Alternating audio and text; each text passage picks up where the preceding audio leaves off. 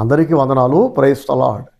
వాక్యం వింటున్న వారందరికీ ప్రభువైన యేసుక్రీస్తు వారి శుభనామములో వందనాలు తెలియజేస్తున్నాను. నా ప్రియ సహోదరి సహోదరులారా, గలతీయులకు రాసిన పత్రిక 4వ అధ్యాయము 16వ వచనం నేను మీ కొరకు చదివి వినిపించబోతున్నా. మనసు పెట్టి వినండి. మీ దగ్గర బైబిల్ ఉంటే మీ బైబిల్ తెరిచి నేను చదువుతున్న ఈ వాక్య భాగాలు మీరు కూడా చూడాల్సిందిగా, మనసు పెట్టి ధ్యానించాల్సిందిగా మనవి చేస్తున్నా. అప్పుడు నేను చెబుతున్న ఈ సందేశాలు మీకు మరింత స్పష్టంగా అర్థమవుతాయి. మీరు ఇంకా దేవుల్లో బలపడి ఆత్మీయంగా ఎదిగి ఫలించి దీవించబడే అవకాశం ఉంటుంది. సరే, ఇక చదువుకుందాం. గలతీయులకు రాసిన పత్రిక 4వ అధ్యాయము 16వ వచనం. అపోస్తలుడైన పౌలు గలతీయ సంఘానికి ఇలా రాస్తున్నాడు. ఏమంటున్నాడంటే, నేను మీతో నిజమాడినందున మీకు శత్రువునైతినా అని అంటున్నాడు. సడన్గా ఈ గలతీయ సంఘస్థులు అపోస్తలుడైన పౌలుని శత్రువులా చూస్తున్నారట. ఎప్పుడూ అలాగే శత్రువులా చూసేవాళ్ళు కాదు. నిన్న మొన్నటి దాకా దేవదూతలా చూశారట. వారు ప్రాణం పెట్టేంత ప్రేమించారట. వాళ్ళ కళ్ళు పీకిచ్చేంత ప్రేమ ఉందట. ఇది కూడా పౌలు భక్తుడు అంటున్నాడు. చూడండి, ఇదే 4వ అధ్యాయము 15వ వచనము లేదా 14 నుంచి చదువుకుందాం. చూడండి, పౌలు భక్తుడు అంటున్నాడు, అప్పుడు నా శరీరములో మీకు శోధనగా ఉండిన దానిని బట్టి మీరు నన్ను తృణీకరింపలేదు, నిరాకరింపనైనను లేదు, కానీ దేవుని దూత వలన క్రీస్తు యేసుని వలన నన్ను అంగీకరించిరి. చూసారా, ఇప్పుడు సత్యం చెప్పినందుకేమో ద్వేషిస్తున్నారు, కానీ నిన్న మొన్నటి దాకా మీరు నన్ను ఒక దేవదూతలాగా చూశారు. ఇంకేమంటున్నాడు, క్రీస్తు యేసుని వలె నన్ను అంగీకరించారు అని అంటున్నాడు. నా శరీరములో శోధనగా ఉన్న దానిని బట్టి, అంటే అపోస్తలుడైన పౌలు శరీరంలో ఏదో లోపమో బలహీనతో సంథింగ్, ఇంకా వివరంగా ఇక్కడ చెప్పబడలేదు కనుక ఖచ్చితంగా ఇదే అని మనం నిర్ధారణకు రాకూడదు. మొత్తానికి అపోస్తలుడైన పౌలు శరీరంలో శోధనగా ఉన్నది బహుశా ఒక చర్మవ్యాధి కావచ్చు, లేదా శరీర బలహీనత కావచ్చు, ఏదైనా ఊహించుకోవచ్చు. ఇక మనం గలతీయ సంఘస్థులకు అది కాస్త ఇబ్బందిగా ఉందట. అయినప్పటికీ ఆ ఇబ్బందిని వీళ్ళు సహించారు, భరించారు, యాక్సెప్ట్ చేశారు. సర్లే, అపోస్తలుడైన పౌలుని యేసుప్రభు దర్శించి పిలిచి తన సేవ కొరకు వాడుకుంటున్నప్పటికీ, అభిషేకించినప్పటికీ ఆయన కూడా మనలాంటి మనిషే కదా, కాబట్టి శరీరాల లోపాలు ఉంటాయి, శరీర బలహీనతలు ఉంటాయని చెప్పి ఆయన సహించారు, ఓర్చుకున్నారు, భరించారు. అనేక లోపాలతో బలహీనతలతో ఉన్న అపోస్తలుడైన పౌలుని ఈ గలతీయ సంఘస్థులు యాక్సెప్ట్ చేశారు. ఈయన దైవజనుడు అని. ఎలా యాక్సెప్ట్ చేశారో తెలుసా? అది కూడా దేవదూత వలె యాక్సెప్ట్ చేశారట. క్రీస్తు యేసు వలె యాక్సెప్ట్ చేశారంట. యేసుక్రీస్తు నేరుగా వాళ్ళ దగ్గరకు వస్తే ఎంత ప్రేమిస్తారో, ఎట్లా యాక్సెప్ట్ చేస్తారో, అలా క్రీస్తుని యాక్సెప్ట్ చేసినట్లుగా, ఒక దేవదూతను యాక్సెప్ట్ చేసినట్లుగా అపోస్తలుడైన పౌలుని ఈ గలతీయ సంఘస్థులు నిన్నటి దాకా యాక్సెప్ట్ చేశారట. ఇవన్నీ ఎవరు చెప్తున్నారు మనకి? పౌలు భక్తులే చెప్తున్నాడు. నిన్నటి దాకేమో అంత గొప్ప ప్రేమ, అంత గొప్ప సహనం నా పట్ల చూపించారు, అంత ఓర్పు వహించారు నా పట్ల. ఏమైపోయింది ఆ ప్రేమ? ఏమైపోయింది ఆ సహనం? ఏమైపోయింది ఆ మంచితనం అంతా? ఆల్ ఆఫ్ ఎ సడన్ నన్ను శత్రువులా ఏదో చూస్తున్నారు. నాకు అర్థం కావట్లా. బహుశా నేను మీతో నిజం చెప్పినందుకు మీరు నన్ను శత్రువులా చూస్తున్నారా అని అంటున్నాడు.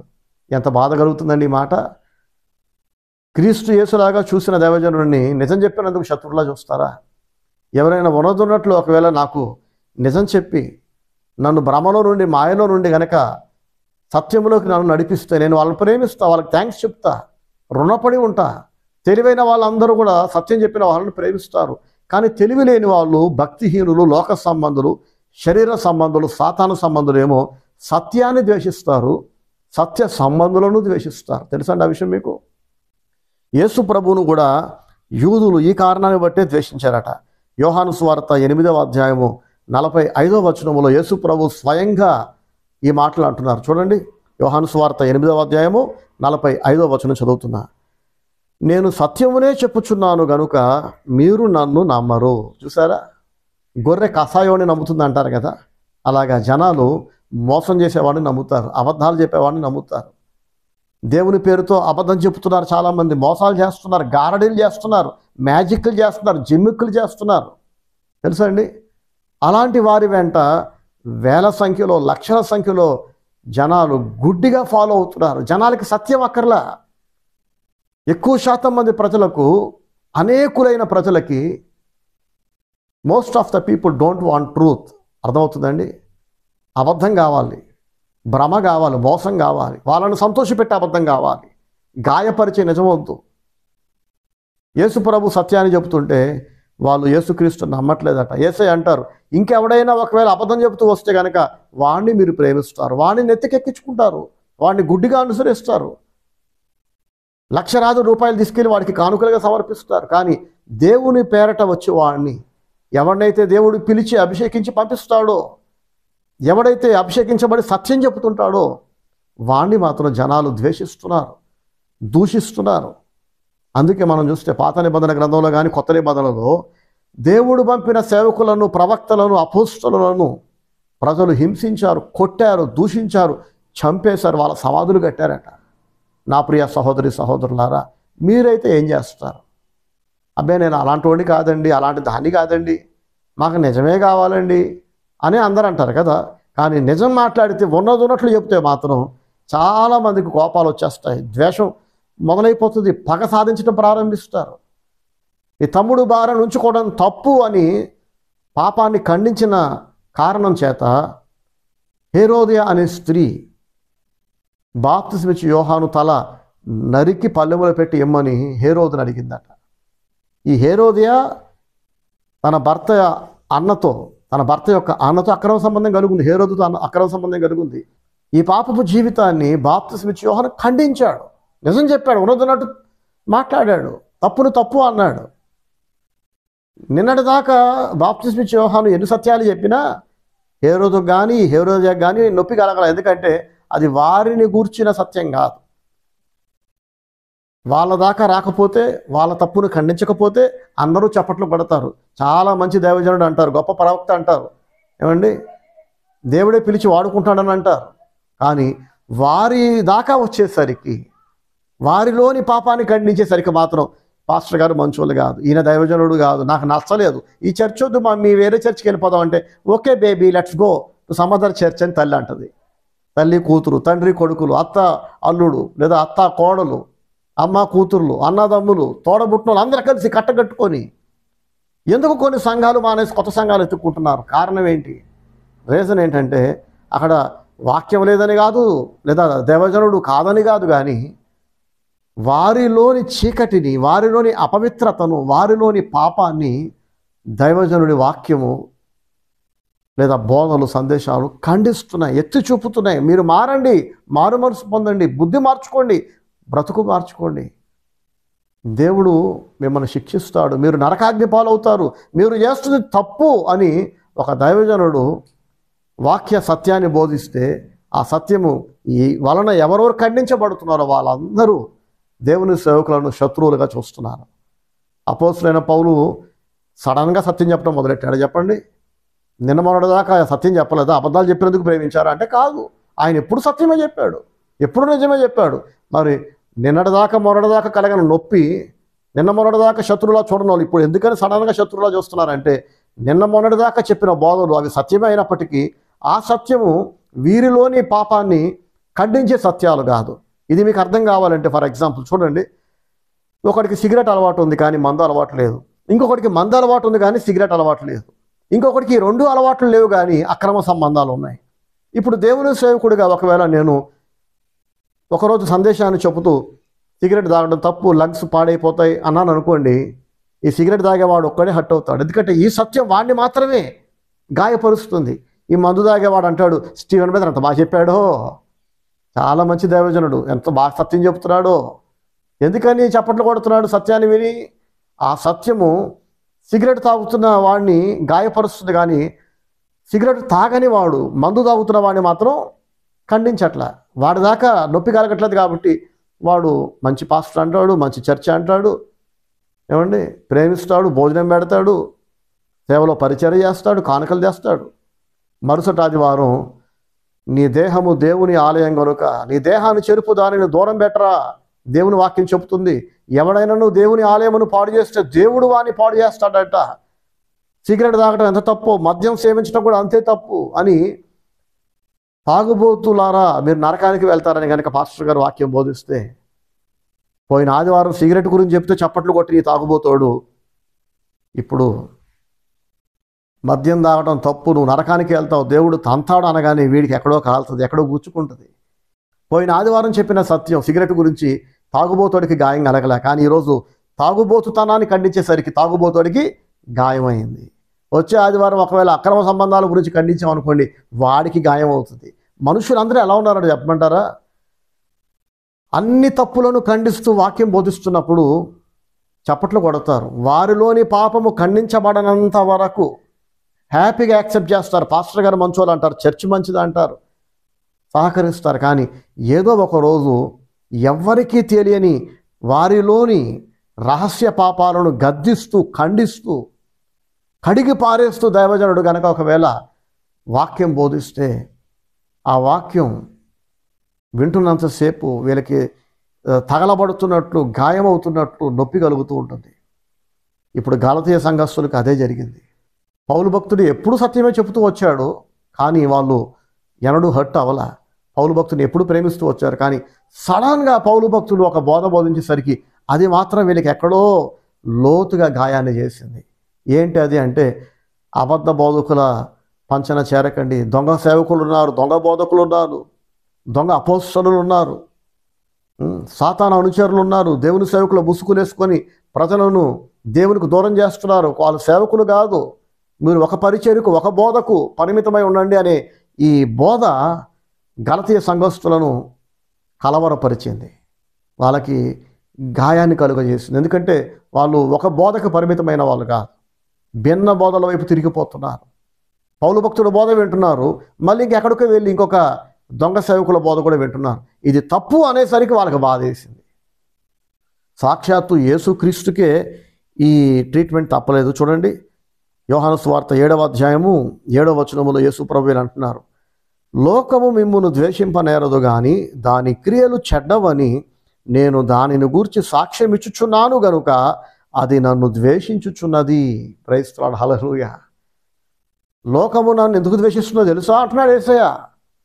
దాని క్రియలు చెడ్డవని నేను దాని గురించి సాక్ష్యం ఇస్తున్నా కనుక అది నన్ను ద్వేషిస్తుంది. చెడ్డోడిని చెడ్డ పని చేస్తున్నావని సాక్ష్యం ఇచ్చినా, గద్దించినా, వాక్యం బోధించినా వాడు ద్వేషిస్తాడు. నేను చెడు పనులే చేస్తా, దేవుని వాక్యానికి వ్యతిరేకంగా మాట్లాడతా, వాక్యానికి వ్యతిరేకంగా బ్రతుకుతా, కానీ నేను చేస్తున్న తప్పని మీరు అనకూడదు. అలా అన్నారంటే కనుక మిమ్మల్ని శత్రువులా చూస్తా, మిమ్మల్ని ద్వేషిస్తా. నిన్నటిదాకా సహాయపడ్డా మీకు, కానీ ఈ రోజు నుంచి, ఎప్పటి నుంచి, నేను చేస్తున్న చెడు పనులు, చెడు అంటే ఏంటి, మళ్ళీ దేవుని వాక్యానికి వ్యతిరేకమైన జీవితం, మాటలు ఏదైనా కావచ్చు. నేను దేవుని వాక్యానికి వ్యతిరేకంగా బ్రతుకుతా, నాకు నచ్చినట్టు, నాకు తోచినట్టు, నాకు కుదిరినట్టు, నాకు ఎలా అనిపిస్తే అలా చేస్తా. మీరు నన్ను గద్దించినంత వరకు, నేను తప్పు చేస్తున్నా అని అననంత వరకు నేను మీకు సహకరిస్తా, మిమ్మల్ని ప్రేమిస్తా, కానుకలు ఇస్తా, చర్చికి వస్తా, 10 మందిని చర్చికి తీసుకొస్తా, మా పాస్టర్ గారు మంచి పాస్టర్ అని చెప్తా.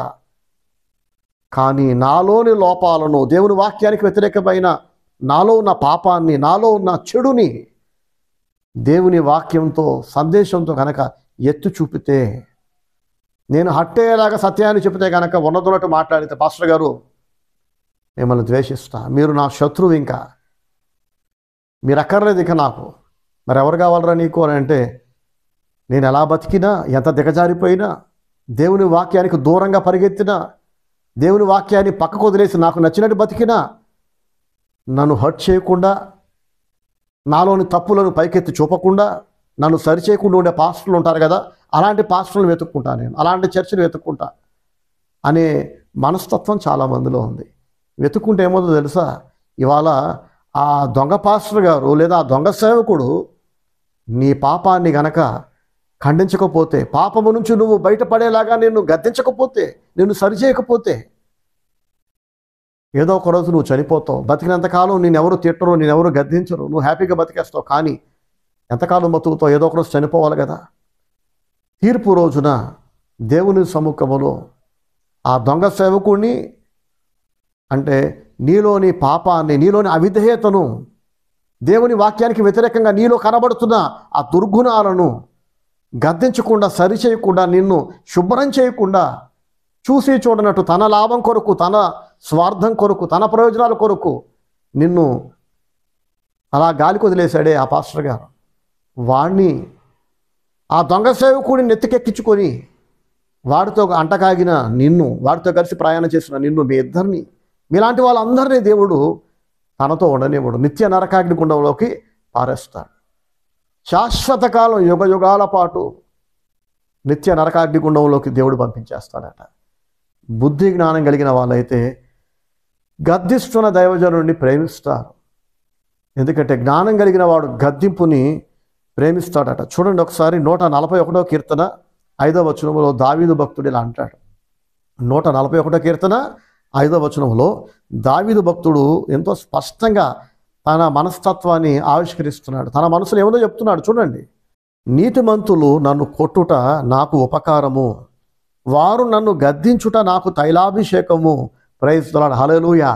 నీతిమంతులు నన్ను కొట్టుట నాకు ఉపకారం అంటున్నాడు దావీదు భక్తుడు. ఎంత గొప్ప మనస్తత్వం కదండి. ఒక భక్తుడి మనస్సు ఇలాగే ఉంటుంది. నేను తప్పు చేస్తా, కానీ నేను చేస్తున్న తప్పని నువ్వు అనద్దు. నేను దేవుని వాక్యానికి వ్యతిరేకంగా లంచాలు ఇస్తా, కట్నాలు తీసుకుంటా, అక్రమ సంబంధాలు పెట్టుకుంటా, మందు కొడతా, సిగరెట్ తాగుతా, బూతులు తిడతా కోపం వస్తే. దేవుని నమ్ముకున్నాను కానీ సిగ్గు శరం లేకుండా మళ్ళీ బొట్టు పెట్టుకుంటా, అయినా తప్పని మీరు అనబాకండి. నాలో పాపాన్ని మీరు ఖండించకూడదు. నేను తప్పులు చేసినా, పాపాలు చేసినా, దేవుని వాక్యానికి వ్యతిరేకంగా బ్రతికినా కూడా అది తప్పు అనకూడదు, నన్ను గద్దించకూడదు, నన్ను సరిచేయకూడదు అని ఆలోచించే పాపిష్టి మనుషులతో ఈ భూమి నిండిపోయింది కదా. కానీ దావీదుకున్న మనస్తత్వం ఎంత బాగుందో చూసారండి.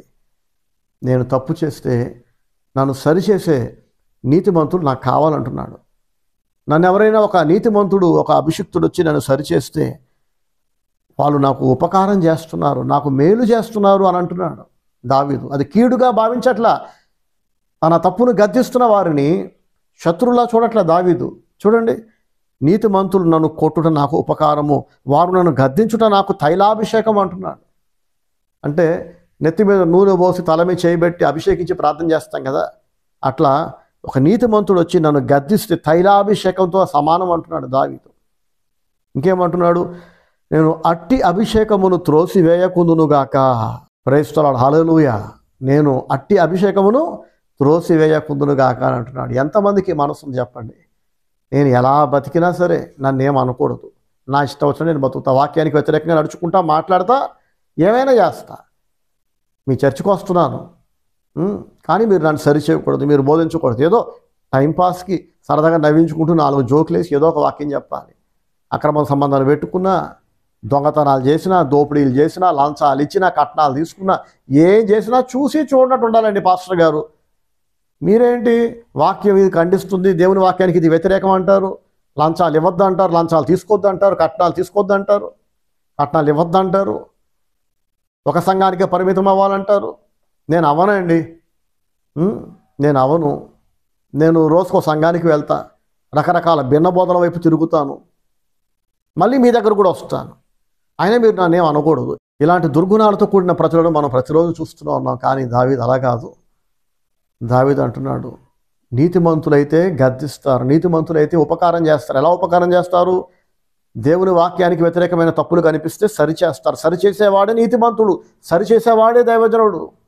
నువ్వు చేస్తున్నది దేవునికి వ్యతిరేకమైంది నాయన, దేవుని వాక్యానికి వ్యతిరేకమైందని గద్దించేవాడే ఉపకారం చేసేవాడు. తప్పని తెలుసు కూడా సరి చేయకుండా నాకెందుకులే తప్పని చెప్తే వాడు నాకు శత్రువు అయిపోతాడు, నన్ను శత్రువులా చూస్తాడు, దూరం అయిపోతాడు.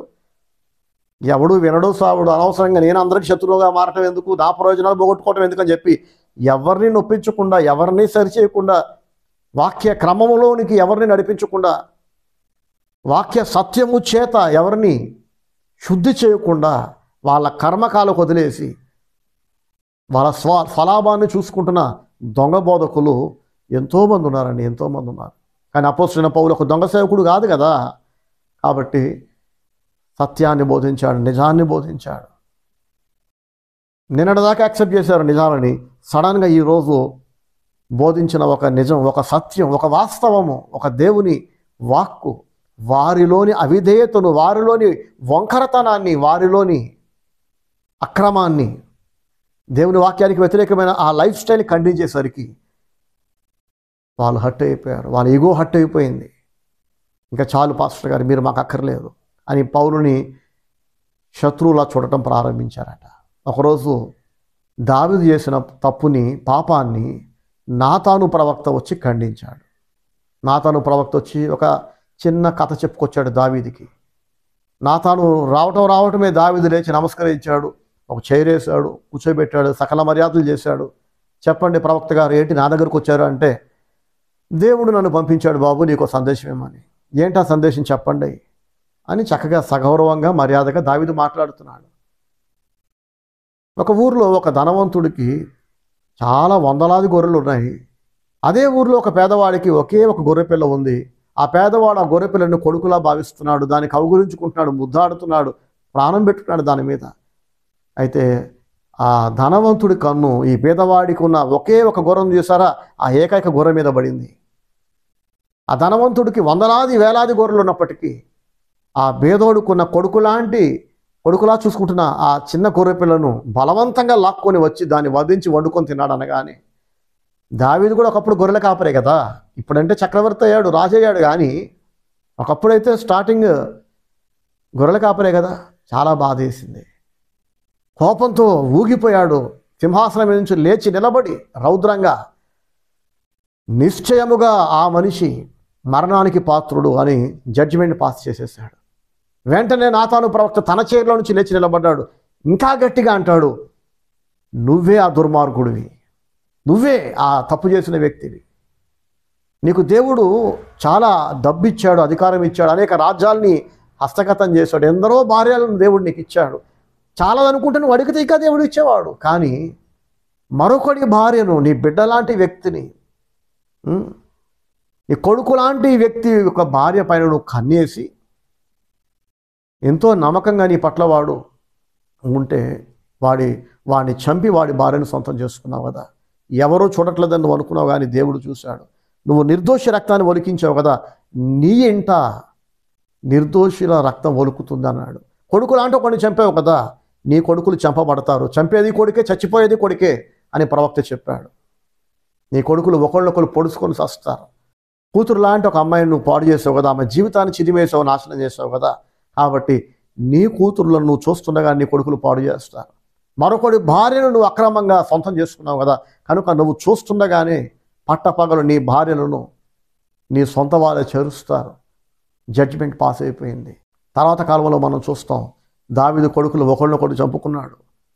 దావీదుకి అనేక మంది భార్యలు, ఒక భార్యకు పుట్టిన కొడుకు వచ్చి మరొక భార్యకు పుట్టిన కూతుర్ని పాడు చేయటం, ఒక భార్య కొడుకు వచ్చి మరొక భార్యకు పుట్టిన కొడుకుని చంపటం, అలాగే మరొక భార్య కొడుకు వచ్చి దావీదుని చంపాలనుకుంటే దావీదు ముసలితనంలో పారిపోవటం, దావీదు ఉపపత్తులను అంటే దావీదు ఉంచుకున్న వాళ్ళని, అతని భార్య సమానమైన వాళ్ళందరినీ దావీదు కన్న కొడుకే పాడు చేయటం, ఇవన్నీ దావీదు చూస్తూ అల్లాడిపోయాడు. అయితే ఈ జడ్జిమెంట్ పాస్ చేసిన నాతాను ప్రవక్తని మాత్రం దావీదు దూషించలేదు, చంపే ప్రయత్నం చేయలేదు. తెలుసా అండి, మనం చూస్తాం ఎందరో రాజులు వారిలోని తప్పులను, వారు చేస్తున్న పాపాలను ఖండించిన ప్రవక్తలను చంపి పారేశారు, గద్దించారు, చెరసాల్లో పెట్టించారు. తెలుసా అండి, అని దావీదు మహారాజా తప్పు చేయలేదు. తన పాపాన్ని ఖండించిన నాతాను ప్రవక్తను గద్దించలేదు, శత్రువులా చూడలేదు, ద్వేషించలేదు, తరమలేదు, సన్మానించి గౌరవించి పంపించాడు. ఎందుకంటే ఉన్నదున్నట్టు చెప్పే దేవుని సేవకులు బహు అరుదుగా ఉంటారండి. కోటికొక్కడు ఉంటాడు. ఉన్నదున్నట్టు నష్టమైన కష్టమైన నన్ను శత్రువులా చూసినా, నన్ను చంపినా పర్వాలేదు, కానీ ఇది నిజం, నువ్వు చేస్తుంది తప్పు, నువ్వు ఎలాగ ఉంటే చేస్తావు, దేవుడు నిన్ను నాశనం చేస్తాడు, నువ్వు నరకానికి వెళ్తావు అని ఉన్నదున్నట్టు చెప్పే దేవుని సేవకుల సంఖ్య బహు అరుదండి. అలా బహు అరుదుగా ఉన్న అభిషిక్తులను ప్రేమించాలి, గౌరవించాలి, హత్తుకోవాలి, సహకరించాలి, నెత్తికెక్కించుకోవాలి, సన్మానించాలి. కానీ చాలామంది ప్రజలు ఇలా లేరు. సత్యాన్ని బోధిస్తున్న, నిజాన్ని ప్రకటిస్తున్న దేవుని సేవకులను ద్వేషిస్తున్నారు, విడిచి వెళ్ళిపోతున్నారు, వారి నాశనం కొరకు ఎదురు చూస్తున్నారు. నన్ను, మా అమ్మని, నా చెల్లిని, నా తమ్ముడిని, మా నాన్నని, మా ఇంటిల్లాదులను ఖండిస్తారా? మరి ఇంటిల్లాదులు చేసే పెంట పనులు అయితే, దేవుని వాక్యానికి వ్యతిరేకమైన పాపాలు అయితే ఖండించరా? వాక్యానికి వ్యతిరేకంగా ఉన్న జీవితాన్ని లేదా ఆలోచనలను, మాటలను, క్రియలనే కదా మనం ఖండించేది. దేవుని వాక్యానికి వ్యతిరేకంగా ఉన్నప్పటికీ మీరు ఖండించడానికి వీలు లేదు అని అంటే, అసలు అలాంటి వాళ్ళు పౌలు భక్తుడి దగ్గర, నాతాను ప్రవక్త దగ్గర, బాప్తిస్మిచ్చు యోహాను దగ్గర, యేసుక్రీస్తు దగ్గర, పరిశుద్ధాత్మ పూర్ణులైన అభిషిక్తుల దగ్గర అసలు ఉండకూడదు. తెలుసండి, ఎవరెవరైతే సరిచేయబడడానికి, నేర్చుకోవడానికి, తమను తాము వాక్యానుసారంగా శుద్ధి చేసుకోవడానికి ఇష్టపడతారో అట్లాంటి వాళ్ళకే ఆత్మపూర్ణులైన దేవుని సేవకుడి యొక్క విలువ తెలుస్తుంది. అలాంటి వాళ్ళకే సేవకుడు కావాలి కదా. పందికి ఎందుకండి పాండ్స్ పౌడర్ చెప్పండి? పాండ్స్ పౌడర్ తీసుకెళ్ళి పందికి ఇచ్చామనుకోండి, అది మనల్ని గుర్రుమని చూస్తుంది. ఎందుకరా నాకు ఇంత కాలువ మురికి ఉండగా నా మానాన్ని నేను చక్కగా ఈ కాలువ మురికి కాలువలో చక్కగా పైకి కిందకు దొలుతుంటే స్నానం చేపిస్తానంటావు, పౌడర్ చల్లుతానంటావు, హెయిర్ ఆయిల్ పెడతానంటావు, వ్యాధిని రాస్తానంటావు.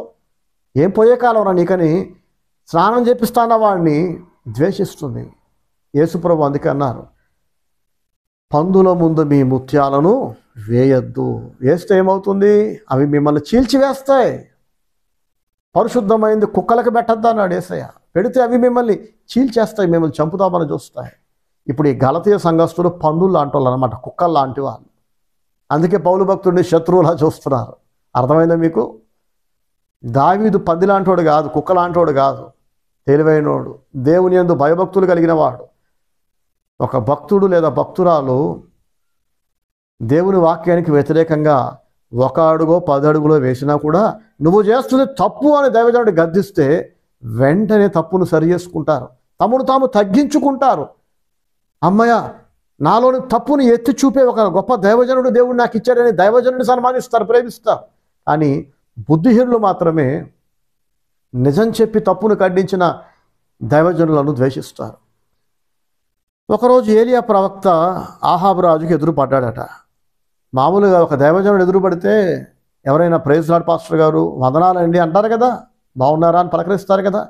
కానీ పోయే కాలం వచ్చినప్పుడు పాపాత్ములకు, బుద్ధిహీనులకు, భక్తిహీనులకు దేవుని ప్రవక్తలు పగవాళ్ళ కనపడతారట. ఆహాబు ఏమంటున్నాడు తెలుసా? 1 రాజుల గ్రంథం 18వ అధ్యాయంలో 17వ వచనం చదువుతున్నా చూడండి. ఆహాబు ఏలియాను చూచి, ఇశ్రాయేలు వారిని శ్రమపెట్టు వాడవు నీవే కావా అని అతనితో అనగా, అతడు అంటే ఎవరు? ఏలియా అంటున్నాడు, నేను కాను, యెహోవా ఆజ్ఞలను గైకొనక బయలుదేవతను అనుసరించు నీవును నీ తండ్రి ఇంటి వారును ఇశ్రాయేలు వారిని శ్రమ పెట్టువారై ఉన్నారు అని ఏలియా అంటున్నాడు. చూసారా? ఆహాబు ఏలియా మధ్య సంభాషణ జరుగుతుంది. ఒక భక్తిహీనుడికి, ఒక అభిషిక్తుడికి మధ్య సంభాషణ ఇలాగే ఉంటుంది, ఎప్పుడైనా సరే ఇలాగే ఉంటుంది. ఆహాబేమో భక్తిహీనుడు, వాడు ఏం చేస్తున్నాడట? ఏలియా అంటున్నాడు చూడండి, యెహోవా ఆజ్ఞలను గైకొనట్లేదంట, లోబడట్లేదంట, జరిగించట్లేదంట. ఎవరు? ఆహాబు అతని ఇంటివారు. మరి ఏం చేస్తున్నారట? వాళ్ళు బయలుదేవతను అనుసరిస్తున్నారట. ఎవరెవరు? నీవును నీ తండ్రి ఇంటి వారును. చూసారా? ఈ భ్రష్టుడు, ఈ పాపాత్ముడు, ఈ గర్విష్టి, అవిధేయుడు ఒక ప్రవక్తను పట్టుకొని అంటున్నాడు, ఇజ్రాయేలులను శ్రమ పెట్టువాడు నువ్వు కాదా? నువ్వు నా పగవాడివి కాదా? నువ్వు నా శత్రువు కాదా అంటున్నాడు. ఆహాబు భార్య అయిన యెజబేలు కానీ, ఆహాబు కానీ వారి పిల్లలకి ఏమని నేర్పుతారు తెలుసా? ఇంట్లో ఉన్నప్పుడు, ఒరే నానా అని ఒక గోరుముద్దలు తినిపించుకుంటూ, ఏలియా ప్రవక్త కనపడితే రాళ్ళతో కొట్టాలి, ఏలియా ప్రవక్త కనపడితే తూ అని కాండ్రించి ఉయ్యాలి తెలుసా? అంటే మమ్మీ ఏలియా ప్రవక్త ఏం చేశాడు మమ్మీ అంటే, ఏం చేశాడంటే నానా నన్ను తిట్టాడు, మీ డాడీని తిట్టాడు. ఇంకా మమ్మీ అంటే మీ చిన్నాన్నని తిట్టాడు, మీ మేనత్తని తిట్టాడు. ఒక్క మాటలో చెప్పాలంటే ఈ పిగ్ ఫ్యామిలీ ఉంటుంది కదా, ఎవరు? ఆహాబు, యెజబేలు, ఇక వాళ్ళ రక్త సంబంధికులు. నీవును నీ ఇంటి వారును అంటున్నాడు ఏలి ఆహాబుతో. నీవును నీ ఇంటి వారును యెహోవా ఆజ్ఞలు గైకొనక బయలుదేవతను ఆరాధిస్తూ వచ్చారు. కాబట్టి ఇజ్రాయేలు వారిని శ్రమ పెట్టింది మీరేరా దరిద్రులారా అంటున్నాడు. మీరు దేవుని మీద తిరగబడి దేవునికి లోబడక మీరు శాపగ్రస్తులై, మీ వల్ల మీరు రాజులు కదా, యథా రాజా తథా ప్రజ. రాజు శపించబడితే దేశం శపించబడుతుంది, రాజు అడుగు జాడులో ప్రజలు నడుస్తారు. చేయాల్సిన దరిద్ర పనులని మీరు చేసేసి దేవుని వాక్యానికి వ్యతిరేకంగా మీరు నడుచుకొని మీ తప్పును ఖండిస్తే నా మీద పడి ఎడుస్తారు ఎందుకురా అని ఏలియా అంటున్నాడు. నేను శ్రమ పెట్టా అంటారేంటి? సో ఇంట్లో జరిగే సంభాషణ ఇలా ఉంటుంది. ఒక యెజబేలు ఏమంటుందో తెలుసా? నేను బొట్టు పెట్టుకుంటే ఆ పాస్టర్ గారికి ఏం పోయే కాలం రా, నేను బొట్టు పెట్టుకుంటా, నెత్తిని పెట్టుకుంటా, కింద పెట్టుకుంటా, ఆయనకెందుకు? ఏ రంగులు పూసుకుంటా ఆయనకెందుకు? నా ఇష్టం. నేను లంచాలు తీసుకుంటా, లంచాలు ఇస్తా, కట్నాలు తీసుకుంటా, కట్నాలు ఇస్తాం. మా అబ్బాయి అక్రమ సంబంధాలు పెట్టుకుంటాడండి, రోజుకు ఒక అమ్మాయిని ఉంచుకుంటాడండి, పెద్ద ఉద్యోగం ఉందని చెప్పి బాప్తిస్తం లేకపోయినా విశ్వాసం లేకపోయినా, రక్షణ లేకపోయినా మా అమ్మాయిని ఇచ్చి పెళ్లి చేస్తామండి. ఆత్మీయ జీవితం లేకపోయినా ఎక్కువ కట్నం వేస్తున్నందుకు మా అబ్బాయికి పెళ్లి చేస్తామండి. మాకు నీతి లేదండి, మాకు విలువలు లేవండి, మేము పంది జాతికి చెందిన వాళ్ళమండి, మేము కుక్క జాతికి చెందిన వాళ్ళమండి, మేము ఇలాగే ఉంటామండి. మళ్ళీ చేతిలో బైబిల్ పట్టుకొని తిరుగుతామండి, సువార్త సేవ అంటామండి, పాటలు పాడతామండి, అందరికీ వాక్యం చెప్తాం, మేము మాత్రం జరిగించమండి. కానీ ఏలియా ఉన్నాడు కదా, మాలోని పాపాలను, మాలోని అవిధేయతను, మాలోని గర్వాన్ని, మాలోని లోకాశలను గర్జిస్తున్నాడు. కాబట్టి మేము ఆయన్ని పగవాళ్ళ చూస్తాం, మేము ద్వేషిస్తాం. చూస్తారు, ఎప్పటిదా చూస్తారు? మీ గొంతులో ప్రాణం ఉన్నంత వరకు పగవాళ్ళ చూస్తారు. ఒక టైం వస్తుంది, మీరు చచ్చే టైం వస్తుంది. చచ్చాక దేవుని సముఖంలో మీరు నిలబడాలి. దేవుడు మీకు తీర్పు తీరుస్తాడు ఆ రోజు. మీరు బతుకుండగా ఏ దైవజనుడైతే మీ పాపాలను కడిగి పారేశాడో, ఖండించాడో, అలా గద్దించినందుకు, ఖండించినందుకు మీరు ఆ దైవజనుడిని ద్వేషించారో, అవే మాటలు మీ చెవుల్లో మారుమోగిపోతాయి తీర్పు రోజున. దేవుడు అవే మాటలు అంటారు. అప్పుడు మీరు దేవుని ద్వేషిస్తారా? దేవుని దూషిస్తారా? ఖచ్చితంగా దేవుని దూషిస్తారు, ద్వేషిస్తారు. నరకములు ఉన్న వాళ్ళట, నరకములో దేవుడు శిక్షించినప్పుడు ఆ నరకపు మంటలను బట్టి, శిక్షను బట్టి, బాధను బట్టి వాళ్ళు మారకపోగా దేవుని దూషిస్తారట, పళ్ళు పట్టపడ్డ కొరుకుతారట. అట్లాంటి వాళ్ళే నరకములో కూడా మారు మనసు పొందరు. చూడండి, అక్కడ కూడా దేవుని దూషిస్తారు, దేవుణ్ణి ద్వేషిస్తారు. అలాంటి వాళ్ళు ఈ భూమి మీద బతుకుండగా దేవుని సేవకులను ద్వేషిస్తారు. ఇలాంటి వాళ్ళు వాళ్ళ పిల్లలకు నేర్పిస్తారు. గోరుముద్దలు తినిపించుకుంటూ, జోగొట్టుకుంటూ, ఆ పాస్టర్ గారితో మనం దూరంగా ఉండాలి నాన్న, ఆయనకి మనకు అసలు పడదు. ఏమమ్మీ ఏం చేశాడు ఆయన అంటే, ఆయన ఎప్పుడు మనకు అనుకూలంగా వాక్యం చెప్పడరా, ఎప్పుడు వాక్యం చెప్పినా మన గురించే చెప్తాడరా, మన గురించే. అంటే అంత గొప్పలమా మమ్మీ అంటే, కాదు నాన్న, మనం లంచాలు తీసుకుంటామే, ఆ లంచాలు ఖండిస్తాడు ఆయన. కట్నాలు తీసుకుంటాం, కట్నాలు ఖండిస్తాడు. అక్రమ సంబంధాలు ఉన్నాయి మన ఇంట్లో, వాటిని ఖండిస్తాడు. పిల్లలకు తెలియదు కదా, అవునా మమ్మీ, లంచం కూడా తీసుకోకూడదా, అక్రమ సంబంధాలు కూడా పెట్టుకోకూడదా మమ్మీ అంటే, కథ నాన్న, చూడు ఎలా అంటున్నాడు మనల్ని అని చెప్పి ఆ పిల్లలకు నేర్పుతూ ఉంటారు. చిన్నప్పటి నుంచి పిల్లలకి ఉగ్గుపాలతో నేర్పిస్తే లంచాలు ఇవ్వడం తప్పు కాదు, అక్రమ సంబంధాలు పెట్టుకోవడం తప్పు కాదని అమ్మా నాన్నలే దగ్గరుండి బోధిస్తే ఆ పిల్లలు బాగుపడతారండి. కారణం తెలియదు కదా, ఈ పిల్లలు అమ్మా నాన్నలు నేర్పినందుకు ఆ పాస్టర్ గారు ఎదురుపడగానే వాళ్ళు కూడా ఇలా గుర్రుమని ఇలా చూస్తూ ఉంటారు కోపంగా. ఈ పిల్లోడికి ఆ పిల్లకి ఎందుకు అంత కోపం, అంత పొగ వాళ్ళకి తెలియదు. అమ్మ చెప్పింది, నాన్న చెప్పాడంతే. బాప్తిసం ఇచ్చి యోహాను తల నరికి పళ్ళెములో పెట్టి ఇప్పించమని అడుగమ్మా అని ఒక వ్యభిచార స్త్రీ, హేరోది అనే స్త్రీ తన బిడ్డకు చెప్తే, ఆ బిడ్డ ఎందుకు, ఏ తప్పు చేశాడు అతను అని కూడా అడగలేదు కనీసం.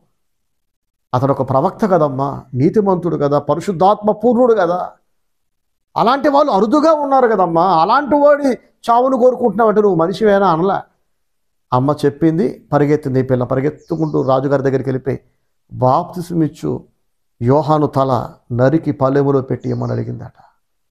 ఈనాడు ఎంతోమంది పిల్లలు, ఆడపిల్లలు, మగపిల్లలు పాపాత్ములైన తల్లి ప్రేరేపణతో, పాపాత్ములైన తండ్రి ప్రేరేపణతో బ్రతుకుతున్నారండి. వీళ్ళకి తలకాయ ఉంటుంది కానీ అది పండించేది పిల్లలకి. తండ్రి ఎంత చెప్తే అంతే, తల్లి ఎంత చెప్తే అంతే. ఇలాంటి వాళ్ళకి సుఖం ఉండదు, నెమ్మది ఉండదు, సంతోషం ఉండదు, ఆరోగ్యం ఉండదు, భవిష్యత్తు ఉండదు, సంతోషం ఉండదు, నెమ్మది ఉండదు. ఎప్పుడు ఏడిపి ఇలాంటి వాళ్ళు ఏడుస్తుంటారు. అందుకే తెలుసా అండి, భక్తిహీనులకు నెమ్మది ఉండదని యెహోవా సెలవిచ్చుచున్నాడని ప్రవక్తల గ్రంథంలో దేవుడు రాయించాడు. ఎవరికి నెమ్మది ఉండదట? భక్తిహీనులకు నెమ్మది ఉండదట. భక్తిహీనులు ఎప్పుడు భయపడుతుంటారు, ఎప్పుడు ఏడుస్తుంటారు, ఎప్పుడు గందరగోళం, అయోమయం, భయం. ఈ రోజు కొరకు నిన్నటిదాకా భయపడ్డారు, ఈరోజు వచ్చేసింది, ఇప్పుడు రేపటి కోసం భయపడతారు, రేపు వస్తే మళ్ళీ ఎల్లుడి కోసం భయపడతారు. బతుకంత భయం, భయం, భయం. ఎందుకంటే వారి బ్రతుకు సరిగ్గా లేదు, వారి బుద్ధి సరిగ్గా లేదు. ఈ ఏలియా ప్రవక్త గురించి మొదటి రాజులు 21వ అధ్యాయంలో కూడా ఆహాబు ఇలా అంటాడు. 21వ అధ్యాయము 20వ వచనం. మొదటి రాజులు 21:20 ఇదొకటి చదివి మనం ముగించుకుందాం. అంతటా ఆహాబు ఏలియాను చూచి, నా పగవాడా, నీ చేతిలో నేను చిక్కుబడితినా అని పలుకగా. చూసారా, ఏలియాను చూసి ఆహాబు ఏమంటున్నాడు? నా పగవాడా అని అంటున్నాడు. ఏలియా, ఆహాబు ఇద్దరు పగవాళ్ళ. వీడేమో రాజు, ఏలియా ఏమో దేవుడు పంపిన ప్రవక్త. దేవుడు చెప్పమన్నది చెప్పాడు, నువ్వు తప్పు చేస్తున్నావు అని ఖండించమంటే ఖండించాడు. బుద్ధిమంతుడైతే ఏం చేస్తాడు? దావీదులాగా నాతాను ఖండించాడు కదా దావీదు, నువ్వు తప్పు చేస్తున్నావు అని. దావీదు వెంటనే మోకాల మీదకి వచ్చాడు, నేను చేసిన తప్పే, నన్ను క్షమించు ప్రభువా అన్నాడు. దేవుని పాదాలు పట్టుకున్నాడు కనుక దేవుడు క్షమించాడు. అంతే తప్ప నాతాను మీద పగ తీర్చుకోవాలా. కానీ ఏలియా గద్దిస్తే మాత్రం ఆహాబులో పశ్చాత్తాపం లేదు, సిగ్గు లేదు, మారు మనసు లేదు, ద్వేషం పెంచుకున్నాడు, పగ పెంచుకున్నాడు. ఏలియా ఎదురుపడ్డప్పుడు ఆహాబు అంటున్నాడు, నా పగవాడా నీ చేతిలో చిక్కుబడి తినా అని అంటున్నాడు. పోయి నీ చేతిలో పడ్డాను ఏంటి అంటున్నాడు. ఇప్పుడు మొత్తం చదువుకుందాం చూడండి ఒకసారి. మొదటి రాజుల గ్రంథం 21వ అధ్యాయం 20వ వచనం.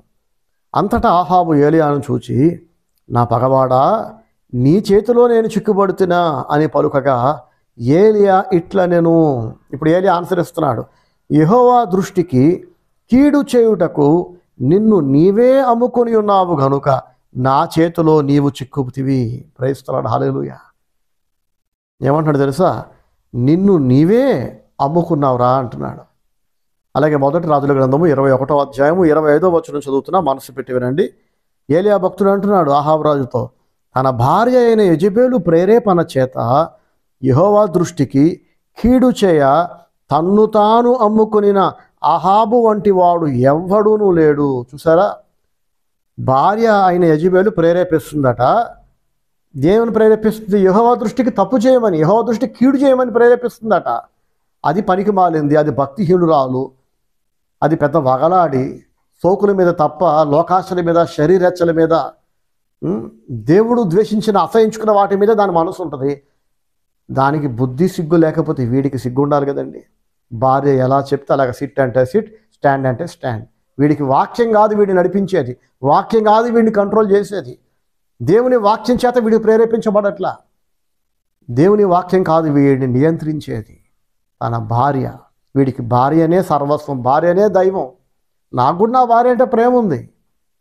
కానీ దేవుడా భార్యనా, దేవుడా భర్త, దేవుడా తల్ల, దేవుడా తండ్రా, దేవుడా నీ కొడుకా అని అంటే, దేవుడా నీ కూతురు అంటే ఫస్ట్ ఎవరు రావాలండి మనకి? దేవుడే కదా. కానీ యాహాబుకి దేవుడు కాదు, భార్యనే ఫస్ట్. కాబట్టి ఏలియా అంటున్నాడు, ఎందుకరా ఎప్పుడు చూసినా నా మీద పడి ఏడుస్తారు, నేనేం చేస్తాను? నువ్వు నీ ఇంటి వాళ్ళు, నువ్వు నీ భార్య, నువ్వు మీ అమ్మా నాన్న, నువ్వు నీ పిల్లలు అందరూ కలిసి దేవునికి వ్యతిరేకంగా బ్రతికి మిమ్మల్ని మీరు నాశనం చేసుకుంటున్నారు. తప్పని ఖండించమని దేవుడు చెప్తే నేను ఖండించా. మారితే మారండి, లేకపోతే సావండి, అలాగే చచ్చిపోయి నరకానికి వెళ్ళండి. అంతే తప్ప నన్ను చూసి నా పగవాడా అంటారు ఎందుకు? మీరు ద్వేషించడం కాకుండా మళ్ళీ నెక్స్ట్ తరానికి మళ్ళీ మీరు ద్వేషించి సాధించింది ఏముంది ఇప్పటిదాకా? మీరు పగబట్టి, మీరు దూషించి నా నాశనం కొరకు ఎదురు చూసి మీరు పీకింది ఏమి లేదు కదా ఇప్పటిదాకా. మీరే ఏం పీకలేకపోతే, మీరే ఏం సాధించలేకపోతే ఇప్పుడు మీ పిల్లలు అంటే నెక్స్ట్ సర్ప సంతానం, పాము ఇంకో పామును పడుతుంది కదా మళ్ళీ. మీ పిల్లల్లో విషయాన్ని నూరు పోసి, పగను నూరు పోస్తే మీరే ఏం చేయలేనప్పుడు ఒక దైవజనుడిని వాళ్ళు ఏమైనా చేయగలరా చెప్పండి? ముట్టిగా ఎలా చూడటం తప్ప అంతకుమించి ఏం పీకలేరు కదా ఎవరు కూడా. కానీ దేవుడు అందరినీ పీకుతాడు పట్టుకొని ఒకనొక రోజు. చాలామందికి బ్రతుకుండగానే దేవుడు ప్రత్యక్ష నరకాన్ని చూపిస్తున్నాడు. ఎంతోమంది అల్లాడిపోతున్నారు, విలవిలలాడిపోతున్నారు దేవుని శిక్షకి తట్టుకోలేక. కొందరికి భయంకరమైన పేదరికాన్ని దేవుడు చూపిస్తున్నాడు. వచ్చిన డబ్బంతా ఏమవుతుందో తెలియదు, చిల్లు సంచులే వేసినట్టు మొత్తం పోతుంది, అప్పులే మిగులుతున్నాయి. ఎంత కష్టపడ్డా, ఎంత ప్రయాసపడ్డా, తలకిందులుగా తపస్సు చేసినా, ఏం చేసినా కష్టం ఎటుపోతుందో తెలియదు. కాలం గడిచిపోతుంది, ఏళ్ళు గడిచిపోతున్నాయి, పిల్లలు పెద్దోళ్ళు అయిపోతున్నారు, వీళ్ళు ముసలోళ్ళు అయిపోతున్నారు, ఒంట్లో ఓపిక క్షీణించిపోతుంది, రోజు రోజుకి నీరసించిపోతున్నారు. కూడబెట్టిన డబ్బంతా ఏమైందంటే కూడబెట్టారు, కష్టపడ్డారు, మరేది అంటే ఏమో తెలియదు, ఎటుపోయిందో తెలియదు, మొత్తం మట్టిపాలైపోయింది. ఇది దేవుని శాపం. ఇది కొందరికి స్వస్థత లేదు, కొందరికి ఆరోగ్యం లేదు, నెమ్మది లేదు. హెల్దీ ఫుడ్ తింటున్నాం, బాదం తింటున్నాం, పిస్తా తింటున్నాం, కొబ్బరికాయ తింటున్నాం, అవి తింటున్నాం, ఇవి తింటున్నాం, ప్రోటీన్ తింటున్నాం, కాల్షియం తీసుకుంటున్నాం, ప్రోటీన్ డ్రింక్స్ తాగుతున్నాం. అంటే ఏమైపోతుందిరా, నువ్వు తినేదేమవుతుంది, తాగేదేమవుతుంది? మార్నింగ్ ఈవినింగ్ వాకింగ్ కూడా చేస్తున్నాం బ్రదర్ అంటే, వాకింగ్ చేసి ఎంత హెల్తీ డైట్ తీసుకున్నా కూడా మరి ఎందుకు నీకు ఆరోగ్యం లేదు? కారణం ఏంటి? ఆలోచించావా ఎప్పుడైనా? నీ జబ్బులను, నీ నీరసాన్ని, నీ అనారోగ్యాలను డాక్టర్లు బాగు చేయలేకపోతున్నారు, మందులు బాగు చేయలేకపోతున్నాయి. నీ హెల్తీ డైట్ కానీ, నీ డిసిప్లైన్డ్ ఫిట్నెస్ రొటీన్ కానీ, షెడ్యూల్స్ కానీ బాగు చేయలేకపోతున్నాయి. కారణం ఏంటంటే దేవుడు నువ్వు బతుకుండగానే పట్టపగలే నీకు చుక్కలు చూపించడం ప్రారంభించాడు. నీకు నరకం చూపిస్తున్నాడు. ఇప్పటికైనా అది గుర్తుపడితే, నీకు తెలివి ఉంటే, నిన్ను నువ్వు తగ్గించుకొని నువ్వు మారు మనసు పొంది నీలోని పాపాన్ని ఖండించిన దైవజనుడి దగ్గరికి వెళ్ళి క్షమాపణ కోరి, అయ్యా నేను చేసిన తప్పే, మీరు ఆ రోజు నన్ను గద్దించారు, నా కుటుంబాన్ని గద్దించారు, కానీ ఆ రోజు నా కళ్ళు నెత్తికెక్కి తిన్నదరక్క ఓళ్ళు బలిసి, చేతులు ఆ రోజు డబ్బు ఉంది, పరిస్థితులన్నీ నాకు అనుకూలంగా ఉన్నాయి, డబ్బే దేవుడు అనుకున్నారు, డబ్బు ఉంటే చాలు అనుకున్నారు. అప్పుడు అర్థం కాలేదు నాకు, కానీ ఇప్పుడు అర్థమవుతుంది. నా డబ్బుతో, నా పిచ్చి చేష్టలతో నేను సాధించిందేమీ లేదు, నన్ను క్షమించండి అని ఒకప్పుడు మిమ్మల్ని గద్దించిన దైవజనుడిని మీరు ద్వేషించారు కదా, ఆ దైవజనుడి దగ్గరికి వెతుక్కుంటూ వెళ్ళండి. వేరొక దారి ఉందా అంటే లేదు, ఇంకా లేదు. కొంతమంది పిచ్చి తెలివితేటలు అని చూపిస్తూ ఉంటారు. తప్పు చేసినప్పుడు గద్దించిన దైవజనుడు ఎక్కడో ఉంటాడు, ఆయన వదిలిపెట్టి వీళ్ళు ఇంకెక్కడికో వెళ్ళిపోతారు. మేము దేవుని క్షమాపణ అడిగేసాములేండి, దేవుడు క్షమించేసాడులేండి, అంత లేదండి. మీరు ఎవరి మీద తిరగబడ్డారో, ఏ దైవజనుడిని దూషించారో, ఎవరిని ద్వేషించి మీ తప్పును ఖండించినందుకు, ఎవరిని ద్వేషించి దూరం అయ్యారో ఆ దైవజనుడి దగ్గరికి వెళ్ళి ఆయన క్షమాపణ అడిగి తీరాలి. ఖచ్చితంగా మీ పరిస్థితులు మారాలంటే, మీకు మీ పిల్లలకి భవిష్యత్తు ఉండాలంటే, దేవుడు మిమ్మల్ని కనికరించి దీవించాలంటే మరొక దారి లేదు. మీరు క్షమాపణ అడగాలి, ఖచ్చితంగా సరి చేసుకోవాలి. ఎక్కడ పోగొట్టుకున్నామో అక్కడే వెతుక్కోవాలి. మళ్ళీ తాళపు చెవులు విజయవాడలో పోగొట్టుకొని వైజాగ్లో ఎత్తుతూ దొరుకుతాయా చెప్పండి? ఏలూరులో పోగొట్టుకొని విజయవాడలో ఎత్తుతూ దొరుకుతాయా? ఎక్కడ పోయిందో అక్కడ వెతికితేనే కదా దొరికేది. కాబట్టి బాగుపడాలనుకున్న వాళ్ళు జీవితాలు దీవించబడాలి, నా పిల్లలకు మంచి భవిష్యత్తు ఉండాలి, చచ్చాక మేము పరలోకం వెళ్ళాలి, నరకము నుంచి దేవుడు మమ్మల్ని రక్షించాలి, మాకు దేవుడు మనశ్శాంతిని ఇవ్వాలి, సంతోషాన్ని ఇవ్వాలి, కాపుదలను ఇవ్వాలి, మంచి ఆరోగ్యాన్ని ఇవ్వాలి, బతుకుండగా చచ్చాక నరకము నుంచి రక్షించబడాలి, దేవుని చేరుకోవాలనుకుంటే దేవుని ప్రేమించండి, దేవుని సేవకులను కూడా ప్రేమించండి, గౌరవించండి, సన్మానించండి. ఎవని ఎడల గౌరవమో, ఎవరికి సన్మానమో వారికి సన్మానం, ఎవరికి గౌరవమో వారికి గౌరవం, ఎవరికి మర్యాద వారికి మర్యాద ఇమ్మన్నాడు దేవుడు. మర్యాద ఇవ్వాల్సిన దేవుని సేవకులకి మర్యాద ఇవ్వకుండా అమర్యాదగా నడుచుకుంటూ, సన్మానించాల్సిన దేవుని సేవకులను హేళన చేస్తూ, ఎగతాళి చేస్తూ, చులకనగా తీసిపడేసి, దేవుడు నాతో ఉన్నాడు, దేవుడు మాతో మాట్లాడుతున్నాడు అని మురిసిపోతే, మాట్లాడుతుంది దేవుడు కాదు, మాట్లాడుతుంది దేవుని పేరుతో దయ్యాలని, అవి మోసం చేస్తున్నాయని కాస్త ఆలస్యంగానైనా మీకు అర్థమవుతుంది. కానీ ఈలోపే చాలా టైం వేస్ట్ అయిపోతుంది ఇంకా కదా. కాబట్టి ఎవరిని ప్రేమించాలో, ఎవరిని గౌరవించాలో, ఎవరిని సన్మానించాలో, ఎవరి దగ్గర మన ప్రేమ, మన కాలము, మన ధనము మనం ఖర్చు చేయాలో మనకి తెలియాలి. ఆ జ్ఞానం మనకు ఉండాలి. లేకపోతే విత్తనం వేసానండి, మొలకొచ్చిందండి, అది పెద్దదైందండి చెట్టు, కానీ ఎందుకో పంట మాత్రం పండట్లేదండి, టైం అంతా వేస్ట్ అయిపోతుందని నోరు తెరిచి చాలా ఆశ్చర్యపడటం మిగిలిపోతుంది మీకు. ఇంకా ఈ మొదటి రాజుల గ్రంథం 21వ అధ్యాయము 25వ వచనములో ఏలియా భక్తుడు ఆహాబుతో ఎంతో స్పష్టంగా అంటున్నాడు, తన భార్య అయిన యెజెబెలు ప్రేరేపణ చేత. చూసారా, భార్య ప్రేరేపిస్తుంది, భర్త ఇక్కడ నడుస్తున్నాడు. కొన్ని చోట్ల భర్త ప్రేరేపిస్తాడు, భార్య గుడ్డిగా నడుచుకుంటూ వెళ్ళిపోతుంది. కొన్ని చోట్ల అమ్మ చెప్పుద్ది, పిల్లలందరూ గుడ్డిగా ఫాలో అయిపోతారు. కొన్ని చోట్ల ఒకటి చెప్తాడు, మిగతా వాళ్ళందరూ ఫాలో అయిపోతారు. అసలు బుర్ర లేని మనుషులు. ఎవరిని నడిపించాలి చెప్పండి? ట్రైన్ ఇంజను బోగిల్ని ముందుకు తీసుకెళ్ళాలి కదా, అలా వాక్యం మనల్ని నడిపించాలి. ఆ వాక్యం ఎవరు బోధించాలి? మళ్ళీ ఎవరు పడితే వాళ్ళు బోధించకూడదు. దీని గురించి వచ్చే వారం చెప్తాను ఇంకా స్పష్టంగా. దేవుడు పిలిచి అభిషేకించిన తన సేవకులు, తన ప్రవక్తలు మాత్రమే దేవుని ప్రతినిధులుగా దేవుని సందేశాన్ని బోధించాలి.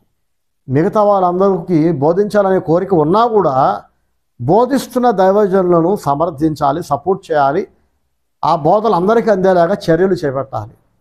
అంతే తప్ప నాకు నోరుంది, నాకు జ్ఞానం ఉంది, నేను బోధించగలను చెప్పి ఎవరు పడితే వాళ్ళు బోధిస్తే ఏమవుతుంది తెలుసా?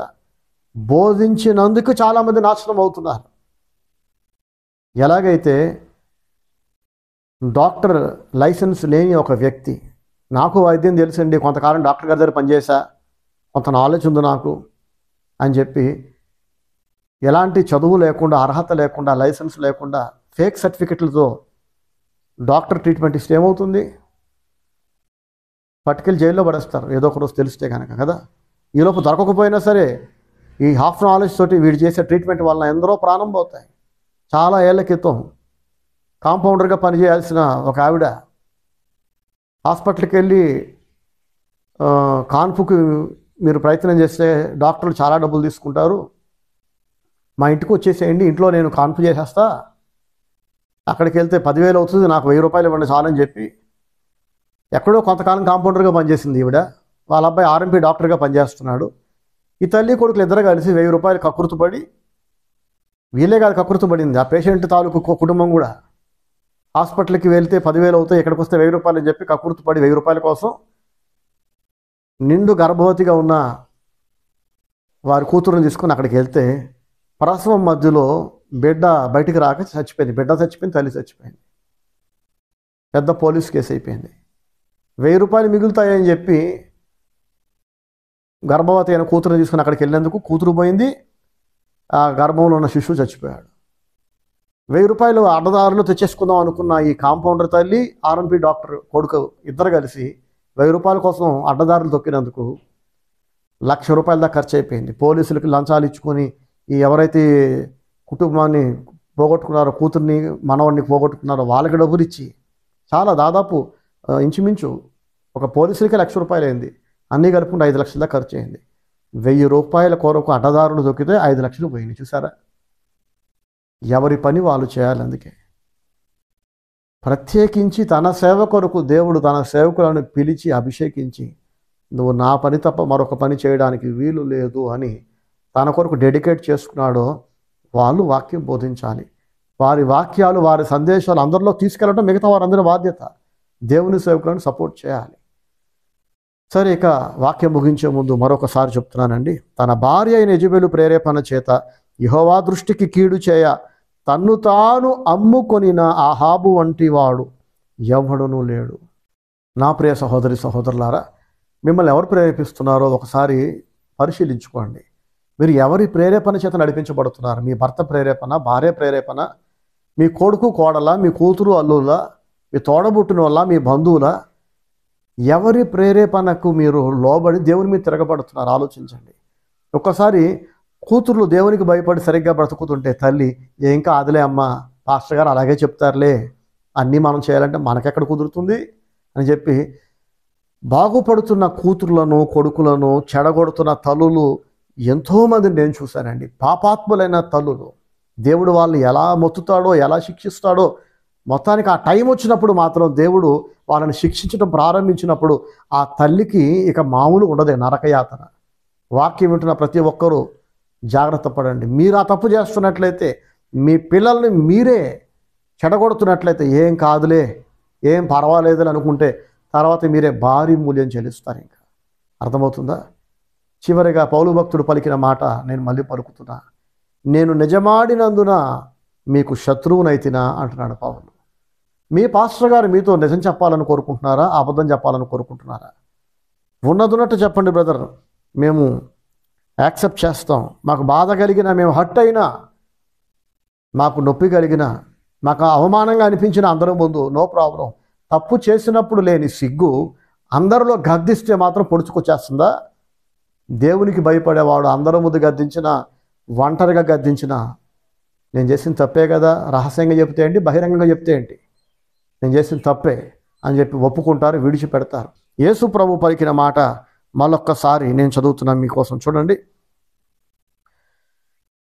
నేను సత్యమునే చెప్పుచున్నాను కనుక మీరు నన్ను నమ్మరు అని యోహాను సువార్త 8:45 యేసయ్య అన్నారు. అలాగే యోహాను 7:7లో లోకము మిమ్మును ద్వేషింపనేరదు, ఎందుకంటే మీరు అబద్ధాలు ఆడతారు కదా, మీరు ఏ ఎండకు ఆ గొడుగు పడతారు కదా, అందరినీ మెప్పిస్తారు, అందరి దగ్గర ఉన్నది లేనట్టు లేనిది ఉన్నట్టు, పందిని నంది అంటారు, నందిని పంది అంటారు అని యేసుప్రభు అలా చేయరు. ఆ పిచ్చి వేషాలు యేసుప్రభు దగ్గర, ఆత్మపూర్ణుల దగ్గర ఉండవు. యేసయ్య అంటున్నారు యోహాను 7:7లో, లోకము మిమ్మును ద్వేషింపనేరదు కానీ దాని క్రియలు చెడ్డవని నేను దానిని గూర్చి సాక్ష్యం ఇచ్చుచున్నాను. చూసారా? గనుక అది నన్ను ద్వేషించుచున్నది. నువ్వు చేస్తుంది తప్పు, నీ క్రియలు బాగోలా, నీ బుద్ధి బాగోలా, నీ ఆలోచన బాగోలా, నీ మాట తీరు బాగోలా, నీ బ్రతుకు బాగోలేదని ఉన్నదున్నట్లు యేసయ్య చెబుతున్నాడట. కనుక ఈ లోకము నన్ను ద్వేషిస్తుంది అంటున్నాడు యేసయ్య. దావీదు మాత్రం తన తప్పులను ఎత్తి చూపి గద్దిస్తున్న దైవజనులను ప్రేమిస్తున్నాడు. ఆ దేవుని సేవకుడితో అంటున్నాడు, మీరు నాకు ఉపకారం చేస్తున్నారండి, మీరు నాకు మేలు చేస్తున్నారు. ఎవరున్నారండి ఈ రోజుల్లో ఉన్నదన్నట్టు చెప్పేటోళ్ళు? ఎంత మేలు చేస్తున్నారు. మీరు నా తప్పులేంటో నాకు చెప్పకపోతేనే ఎలా తెలుసుకుంటా, ఎలా సరి చేసుకుంటా అంటున్నాడు. దావీదుకి ఏమీ తెలియనందు చేత నాతాను ప్రవక్త వచ్చి చెప్తున్నాడా అంటే, దావీదు ధర్మశాస్త్రాన్ని కాసి వడబోసాడు. ఫుల్ నాలెడ్జ్ ఉంది, అయినప్పటికీ అతను ఒక రాజు. నిజమే, అతను ప్రవక్తగా కూడా దేవుడు అతన్ని అభిషేకించాడు. కానీ అతను రాజు ప్లస్ ప్రవక్త.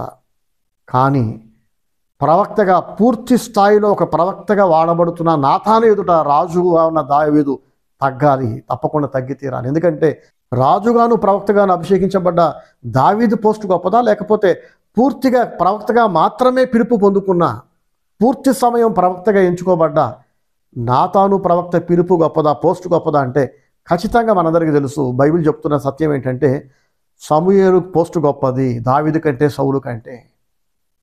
అర్థమవుతుందండి? సౌలు దావీదులు కింగ్స్ అయితే ఈ Samuel king maker. King maker is more important and more valuable than Kings. అర్థమవుతుందా? నువ్వు సరిగ్గా ఉండకపోతే నీ సింహాసనాన్ని పీకేసి సమూయేలు ద్వారా దేవుడు మరొకడికి ఇస్తాడు. ఎంతమంది రాజులైనా మారుతాడు, కానీ ఈ ప్రవక్త ద్వారానే దేవుడు రాజులను నియమిస్తాడు, రాజులను తృణీకరిస్తాడు. ప్రవక్త గొప్పతనం అది.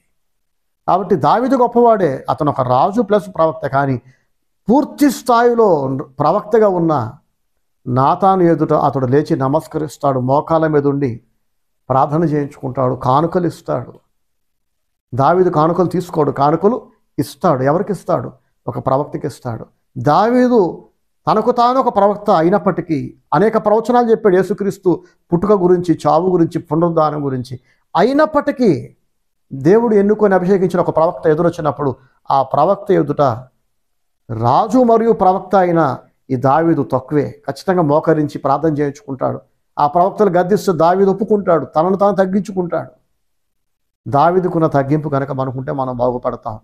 141 కీర్తన 5వ వచనంలో దావీదు అంటాడు, నీతిమంతులు నన్ను కొట్టుట నాకు ఉపకారము, వారు నన్ను గద్దించుట నాకు తైలాభిషేకము, నేను అట్టి అభిషేకమును త్రోసివేయకుందునుగాక. ప్రైజ్ ది లార్డ్, హల్లెలూయా. నా ప్రియ సహోదరి సహోదరులారా, గలతీయులకు రాసిన పత్రిక 4వ అధ్యాయము 14 నుంచి వరుసగా నేను చదువుతున్నా, మనసు పెట్టి వినండి, తర్వాత వాక్యం ముగించుకుందాం. అపోస్తలుడైన పౌలు గలతీయులకు ఇలా రాస్తున్నాడు. గలతీ పత్రిక 4:14 నుండి చదువుతున్నా. అప్పుడు నా శరీరములో మీకు శోధనగా ఉండిన దానిని బట్టి నన్ను మీరు తృణీకరింపలేదు. అప్పుడు అంటే ఒకప్పుడు, ఇప్పుడేమో తృణీకరిస్తున్నారు. తృణీకరింపలేదు, నిరాకరింపనైనను లేదు, కానీ దేవుని దూత వలెను క్రీస్తు యేసు వలెను నన్ను అంగీకరించితిరి. 15వ వచనం, మీరు చెప్పుకొనిన ధన్యత ఏమైనది? శక్యమైతే మీ కన్నులు ఓడవీకి నాకు ఇచ్చివేసి ఉందురని మీ పక్షమున సాక్ష్యం పలుకుచున్నాను. చూసారా? అవసరమైతే మీ కన్నులు ఓడబీకి నాకు ఇచ్చేసేవాళ్ళు, గుండె బీకిస్తా అంటారు కదా, అంత ప్రేమించారు పౌలుని. అట్లాంటి వాళ్ళు 16వ వచనంలో పౌలు అంటున్నాడు, నేను మీతో నిజమాడినందున మీకు శత్రువునైతినా అంటున్నాడు. చూసారా? ఒకప్పుడు బాగా ప్రేమించి, బాగా సపోర్ట్ చేసి, సేవలో ఎంతో సహాయపడ్డ విశ్వాసులు ఆ తర్వాత కాలంలో ఒకప్పుడు ఏ పాస్టర్ గారిని ఎక్కువ ప్రేమించి సేవలో సహకరించారో ఆ పాస్టర్ గారిని ద్వేషించి, దూషించి, ఆయన మీద పగబట్టి ఆయన విడిచి వెళ్ళిపోవటం మనం అన్ని పరిచర్లో చూస్తుంటాం. ఏంటి సంగతి అంటే ఎక్కువ శాతం జరిగేది ఏంటంటేనండి, కొన్ని చోట్ల దేవుని సేవకులే ప్రజల సొమ్మును అపహరించడం, ఆడపిల్లల జీవితాలతో ఆడుకోవటం లాంటివి చూస్తుంటాం. అసలు అలాంటి వాళ్ళు సేవకులే కాదు, దొంగ సేవకులు. వాళ్ళ గురించి నేను చెప్పట్లా. ఎక్కడ అపోస్తలుడైన పౌలు లాంటి ఆత్మపూరుడైన సేవకులు ఉంటారో, ఎక్కడ యేసుక్రీస్తు లాంటి అభిషిక్తులు ఉంటారో, ఏమంటే ఎక్కడ నాతాను లాంటి ప్రవక్తలు, ఏలియా లాంటి ప్రవక్తలు, దేవుడు పంపిన ప్రవక్తలు వాక్యాన్ని ఉన్నదన్నట్టు బోధించి తప్పులను పాపాలను ఖండిస్తారో, అట్లాంటి చోట ప్రజలు గద్దించబడ్డప్పుడు, ఖండించబడ్డప్పుడు, సరిచేయబడ్డప్పుడు సరి చేసుకోకుండా నన్ను గద్దిస్తావా, మా అమ్మని గద్దిస్తావా, మా ఇంట్లో వాళ్ళని అంటావా, మా తప్పు అంటావా అంటే అన్నావు. అందరి ముందు ఎందుకు అన్నావు? ఒరే, అందరి ముందు అంటే ఏంటి? ఒంటరిగా ఉన్నప్పుడు అంటే ఏంటి? ఒంటరిగా ఉన్నప్పుడు అంటే తప్పు ఒప్పైపోతుందా? అందరిలో అంటే కనుక ఒప్పు తప్పైపోతుందా?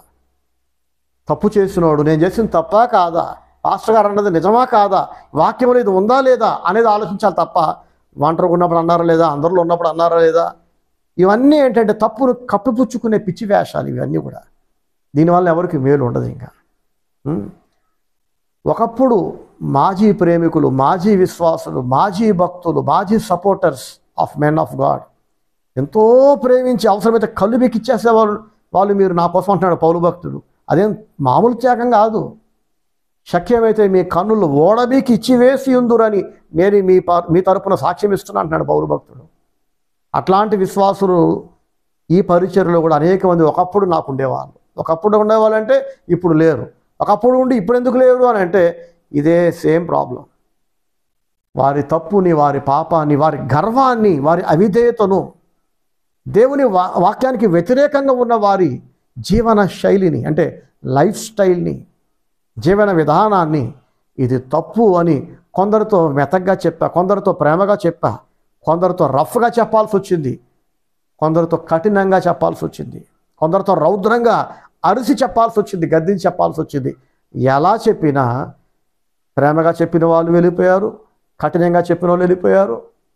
వెళ్ళిపోయేటప్పుడు వారిలో ఎంత ద్వేషం నాకు అనిపించిందంటే, ఎంత పగగా నాకు అనిపించిందంటే ఈ పరిచర్య కుప్ప కూలిపోవాలి, ఈ పాస్టర్ గారు అడుక్కు తినాలి, వీధిని పడిపోవాలి, ఈయన భార్య పిల్లలు వీళ్ళకి భవిష్యత్తు ఉండకూడదు, ఈ పరిచర్య కొనసాగకూడదని మనసు నిండా ద్వేషాన్ని, పగను, ఆక్రోశాన్ని నింపుకొని వెళ్ళిపోయారు.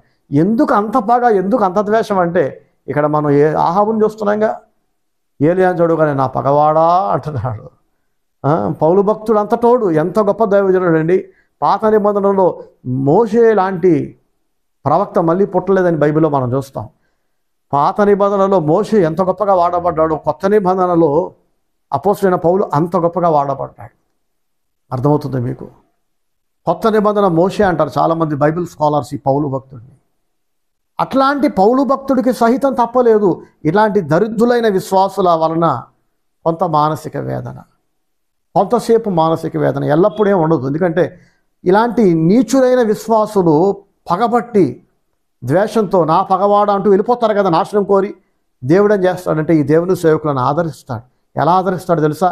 వెళ్ళిపోయిన వాళ్ళ చోటుని వాళ్ళకంటే మెరుగైన విశ్వాసుల చేత దేవుడు రీప్లేస్ చేస్తాడు.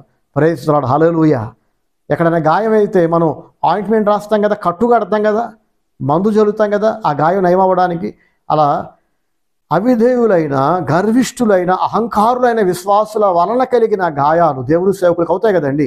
ఆ దైవజనుల గాయాలను దేవుడు విధేయులైన, ప్రేమ కలిగిన, తప్పుని ఒప్పుకొని విడిచిపెట్టే విశ్వాసుల చేత దేవుడు ఆదరిస్తాడు.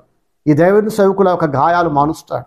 గతంలో గాయం చేసి వెళ్ళిపోయిన విశ్వాసుల తాలూకు గాయాలను తర్వాత కాలంలో దేవుడు తీసుకొచ్చిన విశ్వాసులు లేదా కుటుంబాల చేత నన్ను దేవుడు ఆదరించాడు, మళ్ళీ బలపరిచాడు, మళ్ళీ నుంచోబెట్టాడు. దేవుని సేవ కంటిన్యూ అవుతుంది. నా ప్రయాణం ఆగలేదు. ప్రైజ్ ది లార్డ్, హల్లెలూయా. గత 29 సంవత్సరాలుగా దేవుని సేవకుడిగా ఫుల్ టైం దేవుని సేవలో ఇలాగా నేను ప్రయాణం చేస్తున్నా. పెళ్లి కాకముందు ఒంటరిగా దేవుని సేవ చేస్తూ ఉన్న ఫుల్ టైం మినిస్ట్రీలో, పెళ్ళయ్యాక నా భార్యతో, పిల్లలు పుట్టాక నా భార్య బిడ్డలతో ఎంతమంది విడిచిపెట్టి వెళ్ళిపోయారో అంతమంది దేవుడు మళ్ళీ సేవలో నాకు దేవుడు జత చేశాడు. వెళ్ళిపోయిన వాళ్ళు వెళ్ళిపోతూనే ఉన్నారు, వచ్చేవాళ్ళు వస్తూనే ఉన్నారు. దేవుని సేవ మాత్రం ఆగలేదు. ప్రైజ్ ది లార్డ్, హల్లెలూయా. కానీ దేవుని సేవకుడిగా అందరికీ చెప్తున్నానండి ఏంటంటే అందరూ మారాలి, గర్వాన్ని విడిచిపెట్టాలి, మారు మనసు పొందాలి, బుద్ధి మార్చుకోవాలి, బ్రతుకు మార్చుకోవాలి, మాట తీరు వాక్యానుసారంగా మార్చుకోవాలి. అలా మార్చుకోకుండా దేవుని సేవకుడిని పగవాళ్ళ చూస్తే గనక, శత్రువులా చూస్తే గనక, ద్వేషిస్తే గనక అన్ని రోజులు ఒకలా ఉండవు. నడిచినంతకాలం నడుస్తుంది. ఒకవేళ ఈ భూమి మీద ఉన్నంతకాలం ఏ బాధ లేకపోయినా ఒకనొక రోజు మీరు దేవుని ఎదుట నిలబడి లెక్క చెప్పాల్సి వస్తుంది. ఆ రోజు ఏ ముఖం పెట్టుకొని ఆన్సర్ ఇస్తారు దేవునికి కదా? అన్ని రోజులు ఒకలా ఉండవు. చాలామందికి 95% మందికి దేవుడు ఈ భూమి మీద బతుకుండగానే తీర్పు తీరుస్తున్నాడు. ఆహాబుకు దేవుడు తీర్పు తీర్చాడు, దావీదుకు దేవుడు తీర్పు తీర్చాడు. మీరు దావీదు కంటే ఆహాబు కంటే గొప్పలా చెప్పండి? కాదు కదా. కాబట్టి మారు మనసు పొందండి, బుద్ధి మార్చుకోండి, బ్రతుకు మార్చుకోండి, దేవుని సేవకులను సన్మానించండి, గౌరవించండి, ప్రేమించండి. మీ తప్పులను ఎత్తి చూపి గద్దించి మిమ్మల్ని సరిచేసే ఒక దైవజనుడు మీ లైఫ్లో ఉన్నాడంటే అది మీ భాగ్యం, మీ అదృష్టం. అందరికీ అదృష్టం ఉండదు. God bless you all. Praise the Lord. Amen.